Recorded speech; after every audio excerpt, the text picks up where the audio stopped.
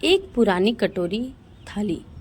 यह लेख जरूर पढ़िए, सुनिएगा, आंखें नम हो जाएगी। हृदय को स्पर्श करने वाली सच्ची घटना।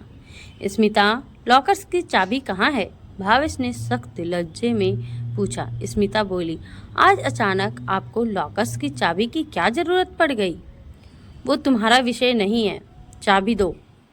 आज सुबह सुबह इस तरह गुस्से में बोलने की वजह तुम अच्छी तरह जानती हो स्मिता। मैं घर की छोटी बातों में दखल नहीं देता, लेकिन जिस बात के लिए मना कर दूं, उसका उल्लंघन मैं बर्दाश्त नहीं करता, ये तुम जानती हो। फिर भी तुमने लेकिन उसमें ऐसा क्या आसमान टूट पड़ा कि आप अपनी पत्नी से इस तरह व्यवहार करें? स्मिता ने कहा।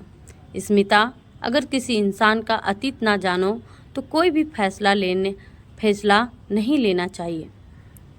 तुम क्या जानती हो मेरी माँ के बारे में? मेरी माँ के स्वर्गवासी होने के बाद मैं उनकी पीतल की थाली, कटोरी और चम्मच में खाना खाता था। वो तुम्हें पसंद नहीं था। तुम बार बार कहती थी कि उन्हें कबाड़ में दे दूँ। तुम्हारे नज़रिए में वो सिर्फ एक पुरानी थाली, कटोरी थी। मैंने तुम्हें साफ शब्दों में कहा था कि तुम इन बर्तनों को लेकर कोई फैसला मत लेना। फिर भी तुमने वो थाली, कटोरी और चम्मच कबाड़ को बेच दिए। अगर तुम्हें मेरी माँ की थाली पसंद नहीं थी तो उनके पुराने गहनों पर भी तुम्हारा कोई हक नहीं है। चाबी दो। वो गहने मैं किसी गरीब को दान करना चाहता हूँ। स्मिता बस देखती रह गई। तभी अंदर से बेटा श्याम आया। पापा, आप इतने गुस्से में कभी नहीं होते, आज क्या हुआ? मैंने आंखों में आंसू लिए कहा, तेरी दादी और मेरी माँ की एक याद को तेरी माँ ने कबाड़ में बेच दिया, वो भी मेरी स्पष्ट मना करने के बाद। लेकिन पापा, वो तो सिर्फ एक थाली। बेटा, अगर उसका इतिहास जानना है तो चलो आज गांव चलते हैं। आज मैं ऑफिस नहीं जाऊंगा। मैं, श्याम और स्मिता तीनों कार में बैठकर गांव की ओर निकल पड़े।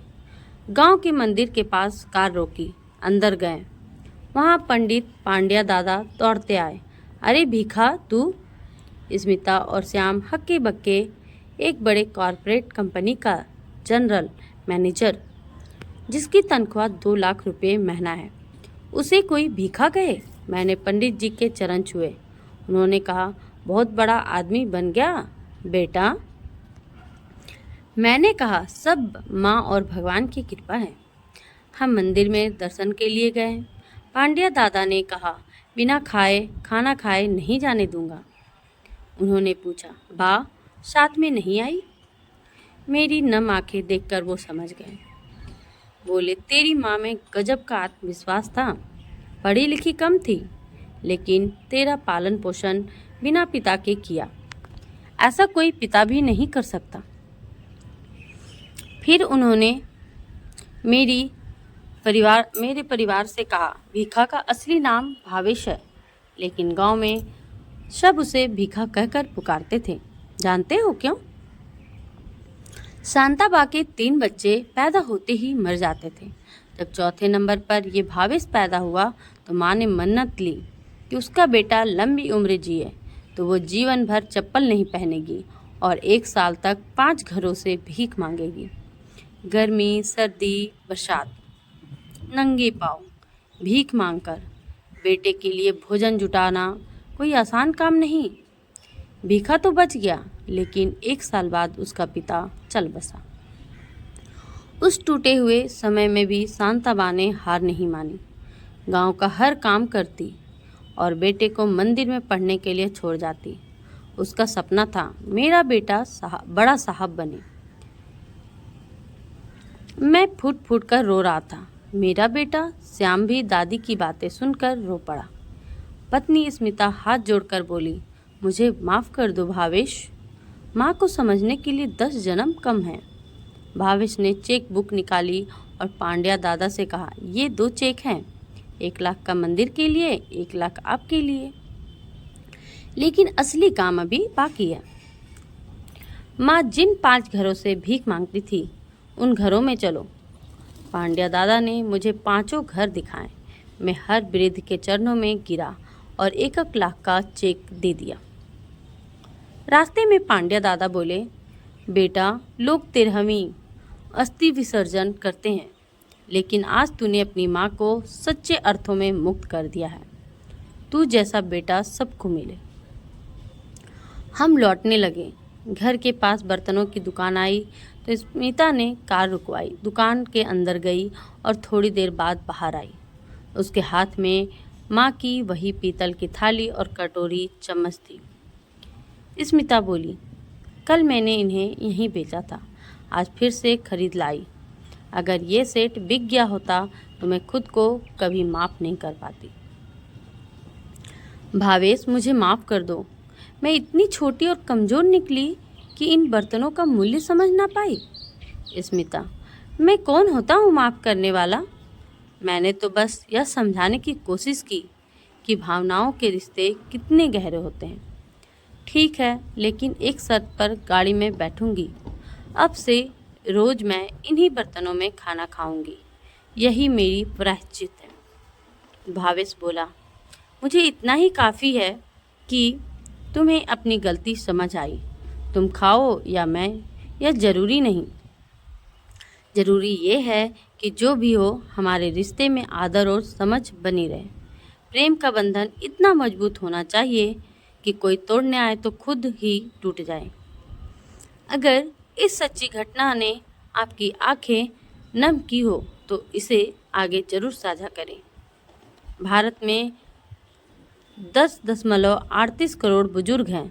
हम चाहे जितना अपनी संस्कृति का गुणगान करें, लेकिन बुजुर्गों के सम्मान और देखभाल में हम कई देशों से बहुत पीछे हैं। 80% बुजुर्ग माता पिता को अलग बैठाकर खाना दिया जाता है। 20% माता पिता को सुविधा होते हुए भी घरवाली के डर से अलग रखा जाता है। 90% बेटे काम से आकर बच्चों को चूमते हैं, लेकिन माँ बाप से कैसे बाबूजी तक नहीं पूछते। 70% बुजुर्ग कुछ बोले तो आपको क्या पता कहकर चुप कर दिया जाता है। 90% बुजुर्ग माता पिता को पैसे के लिए पूछना पड़े जैसे भीख मांग रहे हों। जो करोगे वही भरोगे। कई घरों में यह पीढ़ी दर पीढ़ी चलता आ रहा है। बुजुर्ग माता पिता बेचारों की तरह जीते हैं, जैसे पशुओं से भी बदतर हालत। ऐसे परिवारों में संस्कार, शिष्टाचार और शिक्षा की गहरी कमी होती है। सोचिए, समझिए युवाओं, 60 साल तक पति पत्नी साथ रहते हैं। जब एक स्वर्ग सिधारता है तो दूसरे की पूरी जिंदगी अकेली हो जाती है। बचपन के भाई बहन, रिश्तेदार, दोस्त एक एक कर सब चले जाते हैं। बचती है तो बस अकेलापन और एक बोझ बन चुकी जिंदगी। शरीर साथ नहीं देता, सुनाई नहीं देता। बदलती भाषा, तकनीक, फैशन, संस्कृति से तालमेल नहीं बैठता। सब कुछ बोझ लगने लगता है। और तब अगर बेटे बहुएं हरामी निकले तो जीवन नरक बन जाता है। ऐसे वक्त पर बेटों को अपने बचपन को याद करना चाहिए, जिन्होंने चलना, बोलना, खाना सिखाया, दुनिया दिखाई। उनके लिए आज इतने कुर्र क्यों? माता पिता को छोड़कर कोई सुखी नहीं हुआ, ना कभी होगा। अगर बुजुर्गों की सेवा नहीं कर सकते तो कम से कम उन्हें अपमानित ना करें। कैसे हो माँ, कैसे हो पिताजी, ये 4 शब्द भी उन्हें परम आनंद दे सकते हैं। यह आलेख आपको अच्छा लगा हो तो अपनों के साथ अवश्य शेयर करें। धन्यवाद। शुभ वंदन। हर दिन कुछ नया, हर दिन कुछ सच्चा। बस जुड़े रहिए, आपकी उम्मीद हमारी प्रेरणा। ये सभी कहानियाँ सोशल मीडिया से संभाल ली जाती है। यह चैनल एक प्रेरणा स्रोत है। इस चैनल में हर रोज़ धार्मिक प्रेरणादायक कहानियाँ और आत्मविश्वास से जुड़ी कथा भेजी जाती है। कृपया इस चैनल को ग्रुप में डालें, ज्वाइन करें और अपने प्रियजनों को शेयर करें। तो दोस्त, प्रेरणादायक, शिक्षाप्रद और इमोशनल पारिवारिक कहानियों के लिए हमारे चैनल को ज़रूर सब्सक्राइब करिए। जय श्री राम दोस्तों, मिलते हैं अगली कहानी में। अगर आपको हमारे ये कहानी अच्छी लगी हो तो लाइक करें, शेयर करें और सब्सक्राइब करें।